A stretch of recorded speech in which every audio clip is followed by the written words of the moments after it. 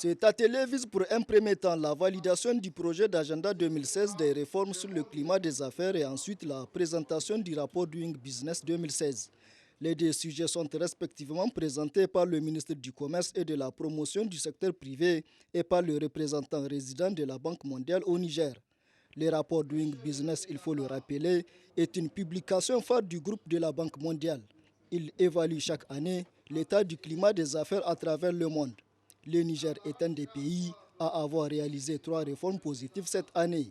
Des progrès salués par le ministre du Commerce et de la Promotion du secteur privé. Aujourd'hui, nous pouvons dire que les efforts du dispositif ont été récompensés, comme en témoigne le classement de notre pays dans le rapport Doing Business 2016 qui vous sera présenté tout à l'heure et dans lequel le Niger est passé de la 164e place à la 160e place.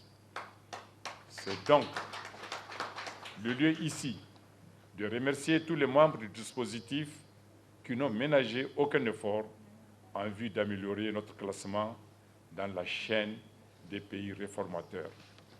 Ce résultat n'aurait pas été atteint avec une telle célérité sans l'engagement personnel et le leadership de son Excellence M. Issoufou Mahamadou, Président de la République, chef de l'État, et ceux de son Excellence M. Brigitte Raffini, Premier ministre, chef du gouvernement.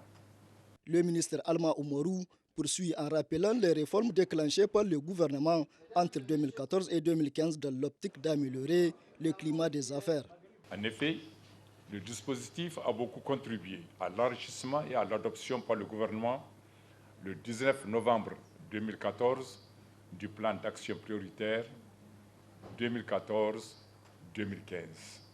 Ainsi, le dispositif a élaboré et soumis au Conseil national des investisseurs privés CNIP une feuille de route 2015 de réformes sur le climat des affaires qu'il a adoptée le 29 janvier 2015.